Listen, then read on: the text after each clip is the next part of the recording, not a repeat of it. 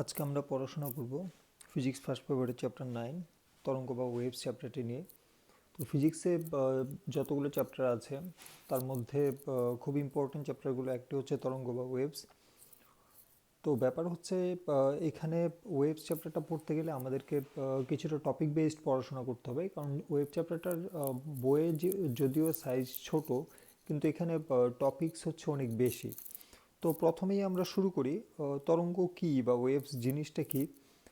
তরঙ্গ বা ওয়েভ বলতে আমরা কি বুঝি সাধারণত, ছোটোবেলা থেকে এটা আমরা সেই ক্লাস 7-8 থেকে পড়ে আসছি। সেটা কীরকম, যে কোনো একটা মাধ্যম থাকবে, সেই মাধ্যম ছাড়া আমাদের ইলেকট্রোম্যাগনেটিক ফোর্স ব্যতীত মাধ্যম ছাড়া আমাদের কোনো তরঙ্গ তৈরি হতে পারে না। তো তরঙ্গ তৈরি হওয়ার জন্য একটা মাধ্যম থাকবে, মাধ্যমে কণা থাকবে, ওই কণাগুলো কি করবে, ভাইব্রেশন বা কম্পন করবে। কম্পন করলে কি হবে, একটা থেকে একটা এনার্জি পাস করবে, পাস করতে করতে শেষ পর্যন্ত যাবে। তো এইভাবে করে এই যে মাধ্যমে প্রত্যেকটা কণার যে কম্পন, ওই কম্পনগুলোকে যদি আমি অ্যাড করতে থাকি একটা কার্ভের মতো পাবো।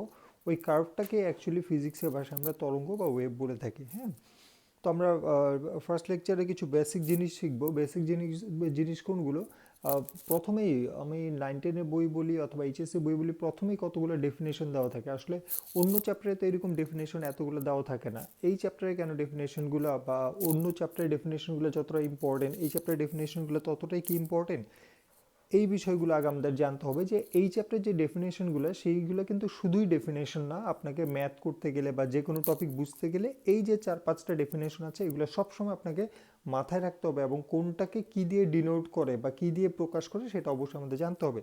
তাহলে আসুন শুরু করা যাক। ওয়েভ বা তরঙ্গ,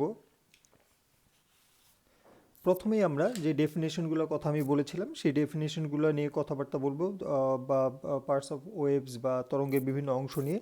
এখানে দেখেন আমি 5টা জিনিস আমি লিখে দিয়েছি, 5টা ডেফিনেশন, এ, টি, ল্যামডা, ভি, এফ। তো উপরে লেখা আছে বিস্তার বা অ্যামপ্লিটিউড, পর্যায়কাল বা টাইম, তরঙ্গ দৈর্ঘ্য বা ওয়েভ লেংথ, তরঙ্গ বেগ বা ওয়েভ ভেলোসিটি, কম্পাঙ্ক বা ফ্রিকোয়েন্সি।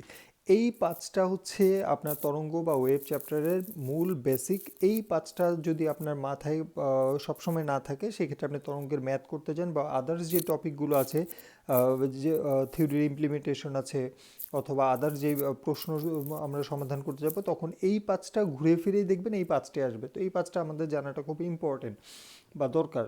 এখন হচ্ছে গিয়ে আমরা প্রথমেই শিখবো, এই যে এখানে আমি একটা তরঙ্গ এঁকেছি, যে এখান থেকে তরঙ্গ তৈরি হয়। এখানে এই জিনিসগুলো কি, এগুলো আমি দেখিয়েছি যে এটা একটা মাধ্যমে দেখেন কণাগুলো কি করছে, কম্পনের ফলে কিছুটা সরণ বা দূরত্ব অতিক্রম করছে।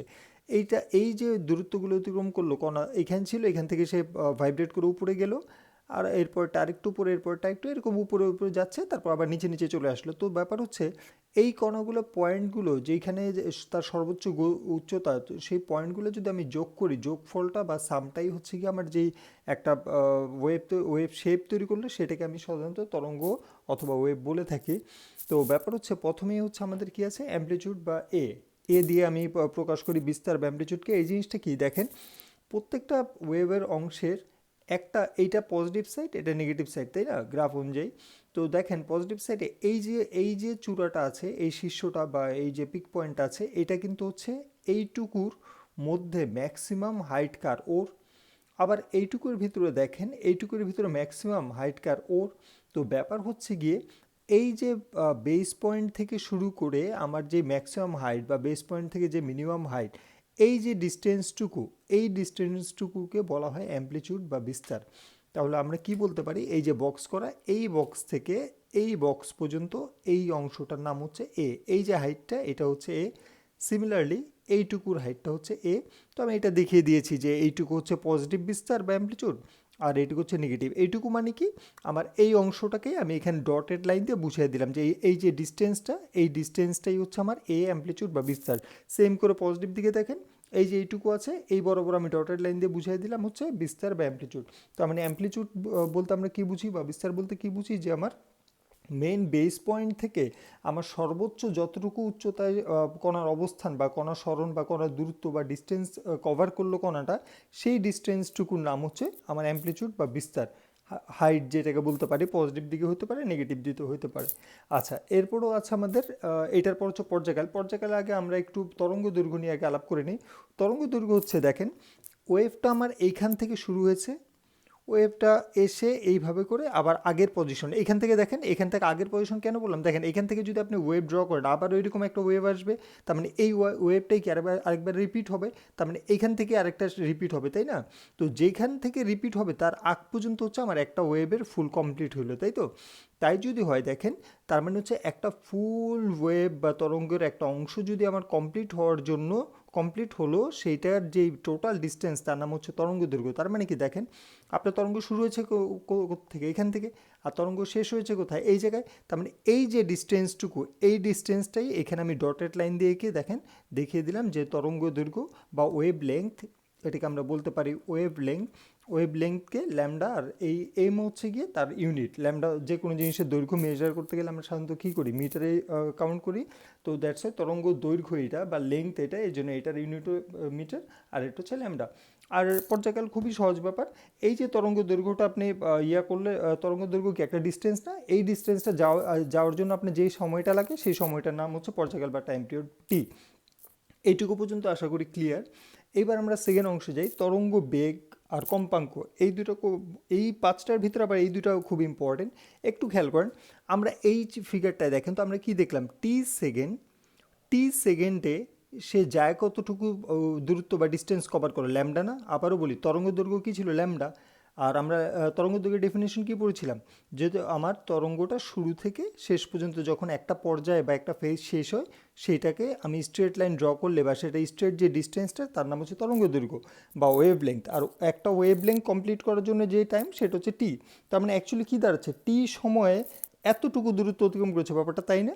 তো এই জিনিসটা আমি এখানে লিখেছি যে টি সেকেন্ডে total, in T second total distance হচ্ছে ল্যামডা, বা বাংলা ভাষণের জন্য টি সেকেন্ডের মোট দূরত্ব কত, ল্যামডা। তো আমি যদি ইউনিটারি বা ঐকিক নিয়মে একের জন্য বের করি, তাহলে এক মানে কি ল্যামডা বাই টি না? তাহলে এই যে ল্যামডা বাই টি, দেখেন তো ল্যামডাটা কি একটা দৈর্ঘ্য বা লেংথ, আর টিটা কি টাইম। একটু মনে করে দেখেন তো, আমার দূরত্ব বাই সময়, এই যে আমি লিখে দিয়েছি দূরত্ব বাই সময়, দূরত্ব দিয়ে সময়কে ভাগ করলে বা ডিস্টেন্স দিয়ে টাইমকে ডিভাইড করলে সেটাই কি ভেলোসিটি বল না? তার মানে দেখেন, দৈর্ঘ্য দিয়ে সময়কে বা দূরত্ব দিয়ে সময়কে বা ডিস্টেন্স দিয়ে টাইমকে যদি আমি ডিভাইড করি, সেটাকে আমি ভেলোসিটি বা বেগ বলি। তো এখন যেই দৈর্ঘ্য বা দূরত্ব আছে সেটাকে তরঙ্গ দৈর্ঘ্য না, ল্যামডা মানে কি তরঙ্গ দৈর্ঘ্য। তো তরঙ্গ দৈর্ঘ্য দিয়ে আপনি টাইমকে ডিভাইড করলে কী হবে, তরঙ্গ বেগ হয়ে যাবে। সোজা সোজা বাংলা। এইটা ওয়েভ ভেলোসিটি। আচ্ছা, তার মানে আবারও বলি আমি, নর্মাল ডিস্টেন্স বা দৈর্ঘ্য দিয়ে আমি যদি সময়কে ভাগ করি সেটাকে বলা হয় ভেলোসিটি। তো এখানে যেহেতু ওয়েভ লেংথ বা তরঙ্গ দৈর্ঘ্য দিয়ে সময়কে ভাগ করলাম, শুধু ওই বেগের আগে তরঙ্গ বেগ লাগাই দিবেন, শেষ। তার মানে ভি ইকুয়াল টু আমি লিখতে পারি ল্যামডা বাই টি। এটা একটা ফর্মুলাও, যেটা আমাদের ছোটোখাটো ম্যাথ করতে গেলে কাজে লাগবে। তো তরঙ্গ বেগের পর আসি ফ্রিকোয়েন্সি। ফ্রিকোয়েন্সি দেখেন একই জিনিস, টি সেকেন্ডে কম্পন সংখ্যা হচ্ছে কয়টা, একটা। টি সেকেন্ড আমি একটা কম্পন, তার মানে হচ্ছে একটা কম্পন হতে কতক্ষণ লাগে আমি জানি না, আমি ধরে নিচ্ছি টি সেকেন্ড লাগে। তো এটাকে ঘুরায় লিখলে টি সেকেন্ডে কম্পন সংখ্যা কয়টা বা নাম্বার অফ ভাইব্রেশন কয়টা, একটা। তাহলে এক সেকেন্ডে বের করলে কত, 1/t। তার মানে হচ্ছে পর্যায়কালকে যদি আমি 1 দিয়ে ডিভাইড করি তাকে বলা হয় ফ্রিকোয়েন্সি। এবার একটা বা কম্পাঙ্ক। এবার একটা জিনিস খেয়াল করেন তো, আপনি কি জানেন V equal to lambda by T? এই যে আমি লিখলাম V equal to lambda by T. একটু নিচে যাই। আচ্ছা, আমি কি লিখলাম, V equal to lambda by T. এটা কোত্থেকে পেলাম, এই যে V equal to lambda by T, এইটা এইখানে কিন্তু V equal to lambda by T একই জিনিসটাই লিখেছি। হ্যাঁ, তাহলে দেখেন তো এই 1/t ইকুয়াল টু কি আবার এফ না? তাহলে দেখেন তো ল্যামডাটাকে আমি আলাদা করে আর 1/tকে যদি এইভাবে লিখি, দেখেন মাল্টিপ্লাই করলে ল্যামডা ইন্টু 1 ল্যামডা বাই টি হয়, তাই তো? এই 1/t এর জায়গায় প্রথম এইটা থেকে শুরু করলাম। এবার এইটার যে ভ্যালুটা যদি আমি এখানে ইনপুট করি, তাহলে এটা এফ ল্যামডা হয়। এই যে V equal two F lambda, এটা হচ্ছে আমার তরঙ্গ বেগ এবং কম্পাঙ্ক বা তরঙ্গ দৈর্ঘ্যের সাথে আমার যে রিলেশন, সেই রিলেশন, এটা আমাদের ম্যাথমেটিক্যাল বিভিন্ন প্রবলেম সলভে কাজে লাগবে। Thank you.